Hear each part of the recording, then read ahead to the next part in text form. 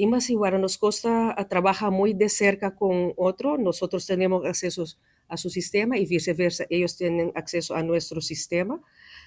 Pues una persona que tiene una petición de renovación en trámite, eso lo puede demostrar de diferentes maneras por el Validation App que hemos introducido el año pasado, pero también Guaranos Costa, con su acceso a nuestro sistema, puede accesar la información y ver que es verdad que la persona tiene una petición en trámite.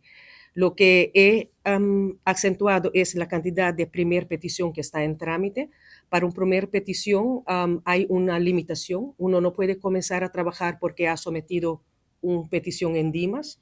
Es necesario primero obtener lo que llamamos un VTA, una carta de admisión temporal a Aruba.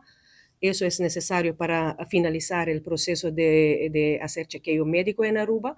Al obtener los resultados del chequeo médico, que todo está en orden, uno puede comenzar a trabajar, porque lo que sigue es el permiso, y el permiso uno lo obtiene y puede ir a hacer lo que, por ejemplo, inscribirse en censo, etcétera, pero no antes. Si uno va a trabajar antes porque tiene una petición en Dimas, pero es una primer petición, ese es un riesgo que el persona mismo está sometiendo a sí mismo, porque puede ser deportado por no tener un estadía legal, y al otro lado, el empleador también puede obtener una multa por esa falta.